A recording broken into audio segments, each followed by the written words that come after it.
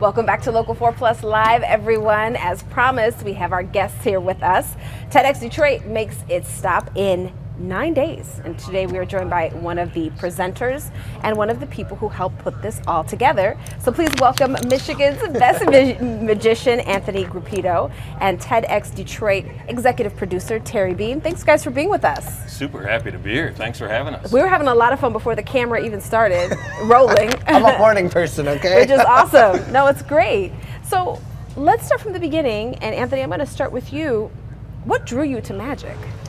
I've loved magic. When I was 5 years old, I saw a guy named Baffling Bill performing at a kid's birthday party. And what was the name? Baffling Bill. Baffling Bill. Good guy. Good stuff. And it just blew me away. And then when I was 8 years old, my parents took me to Las Vegas to see Lance Burton perform at the Monte Carlo.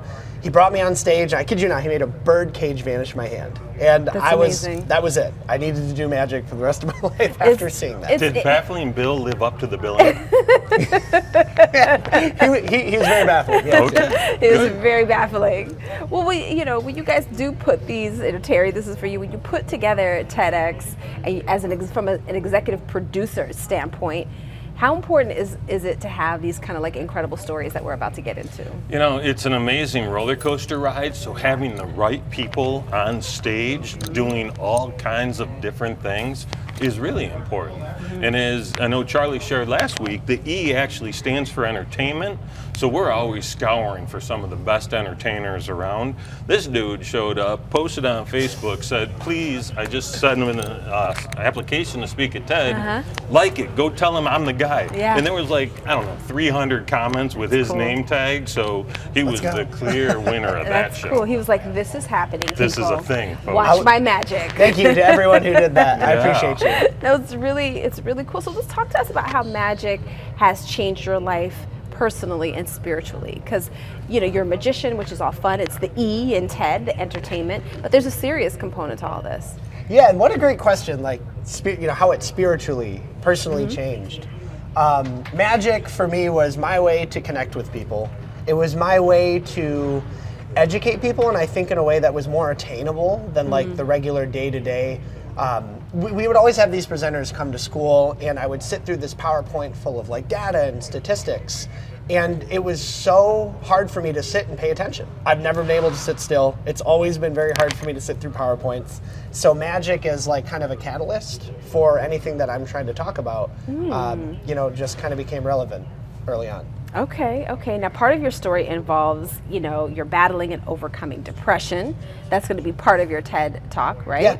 So, how did magic play into all of that? Well, when I was growing up, I had a really rough time in my childhood coping well with different events in my life, and that led me to 3 different attempts to take my life. And that was early on in high school.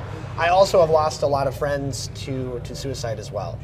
So I guess to kind of answer your question, I talk a lot about coping skills, the healthy and the unhealthy, and not a lot of people talk about the unhealthy ones. I think there's a lot of stigma and a lot of shame, but the truth is that humans have been using unhealthy coping skills for thousands of years. The beginning of time, I would say, yeah. And that doesn't mean that they're a bad person. It doesn't mean that the coping skill is bad. It keeps them alive.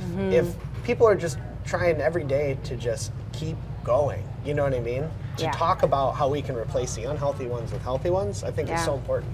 I think that's a great conversation for sure. And I mean, you represent it. You got the semicolon right here. You're all in. You are all in with that. Yeah. No, that's a great perspective. Like, I never thought about it that way. Even that bad coping mechanism is keeping you alive. You're trying to keep going, just not, you have to find a healthier way of doing that. That's a really good way of putting it. I word it, a healthy coping skill supports you, your friends and family, and your future. And the unhealthy coping skills do not support you, your friends and family, or future. That's a good way to put it. That's a really good way to put it. Well, talk to us about the magic of hope and how you decided to marry magic with motivational speaking. Yes, so the Magic of Hope is an hour-long presentation that I give at 200 venues a year. Most of them are schools or conferences. I also do businesses. But I use magic to educate people about the tools they have to deal with crisis and to deal with stress, depression, and anxiety, or suicidal ideation. So depending on where you are in the country, these are the tools and resources at your school or in your actual community. And then I talk about, like I said, the unhealthy and the healthy coping skills. Yeah. I mention social media, and then I tell my story of going from a wrestler to an inpatient at Common Ground in a short amount of time. So what kind of, how do you want people to feel, I should say, after they leave one of your shows? So people, they should feel hopeful. Yeah. They also should be more connected in a sense of like more willing to reach out to some kind of mental health professional. So if you're a middle school or high school student, this would be your school counselor, the social worker, maybe a district psychologist. If you're speaking, for example, I did the Allstate Insurance Company about a week ago. Okay.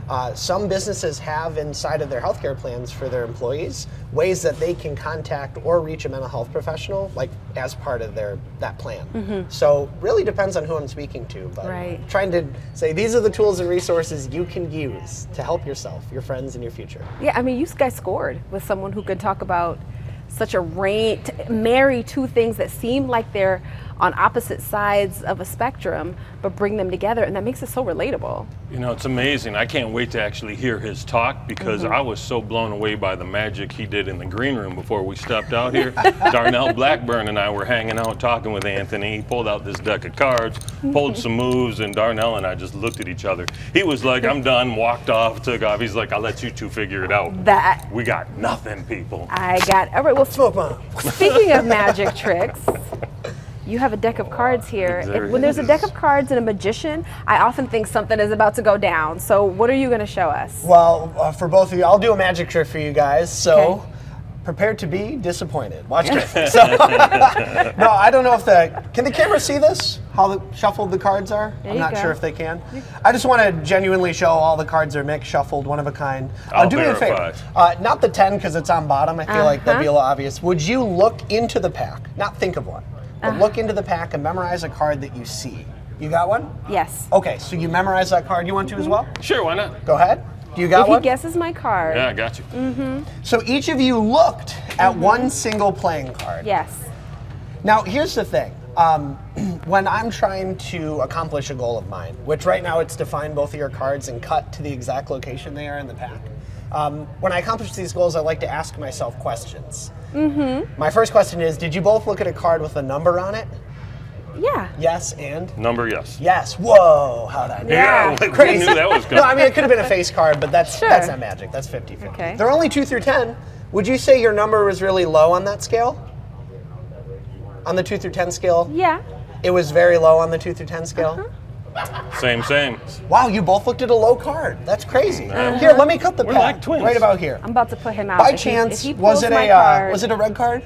It was not. It was not. Was yours a red card? Mine was a red card. You guys looked at the cards next to each other. Terry, you said it was a red card? It is a red card. 3 diamonds? Son of a gun. I kept that clean too, people. I kept that clean. Tati, did you look at the... If he pulls my card, I'm putting this guy Two of out. spades? I'm putting him out. This interview is over. Wait, what? I am putting this man out. How did he know that my card... Tati, he didn't even flip. even, He like- didn't do nothing. He just pulled the deck apart and said, "This is your card and this is your card." What? I'm high key scared of you. No, don't be scared. How did you? You're not going to tell me how you did that. I heard he stole your watch a few times. How has that happened? He hasn't yet. Pickpocket? I've been wearing my sleeves up though because I've been I do have his wallet warned. though. No, I'm just joking. That's mine. I'm not that good. You made me check my back pocket, people. I don't She's keep a almost wallet in my done. back pocket. Oh my! That was crazy. How did you? And do then went that? directly to the card. Just put it here. Let me just pull these up. Isn't it amazing what we can do? Just asking questions to yourself, to other people. But still, though, So I didn't give you powerful. enough. I don't feel like I gave you enough. And you didn't look. You And moved then, the how deck did you of get it out cards of the to right? spot. That's what I'm saying. And why not go with the Queen of Hearts is what I'm wondering right now. Is He's that not going to tell us. the Queen of Hearts? Yeah. That's crazy. I only keep one card in my wallet I'm at done. all times, Stop. and it happens to be that Queen of Hearts. This interview is over. That. So tell everyone how they can find you on social media or not at your TEDx talk? So you can find me speaking at schools all around the country. You should bring me to yours. But you can find me on social media. My name is Anthony Grupido. That's on all platforms, or it might be Anthony Grupido Official on some of them. But I'm on TikTok, Instagram, Facebook, and YouTube. We're both looking. We're like, keep one eye on this guy. I'm keeping my watch way over here. You see what's going on? Way over here. That was phenomenal. Thank you. Very well done. So Very cool. well done. So a little cool. creeped out, but I'm incredibly impressed. Just a little? I mean, a lot of it. Just a little? A lot. Annie. That was crazy. That was crazy. And then he pulls the card out of his A wallet. wallet. What? Did you guys talk about this before? Not I believe even you. an ounce. Not even an ounce. All right. How can people get tickets? I didn't even know you were going to do that. Oh, that's a question for Yes. me? Yeah, sorry about that. TEDxDetroit.com. You can go see all the amazing speakers. You can learn about the sponsors. You can see what's coming up. It's going to be an absolute gas happening Thursday, September 28th at the Soundboard. We cannot wait. Amazing. I'm so excited. I'm so excited for you. Just keep all your personal belongings away from this gentleman when you go. No, thank you so much. Thank you, Anthony and Terry. Thank you guys Thank you so much for being here. Thank That you. was Thank you. awesome. That was so cool. We will be right back with more Local 4 Plus Live.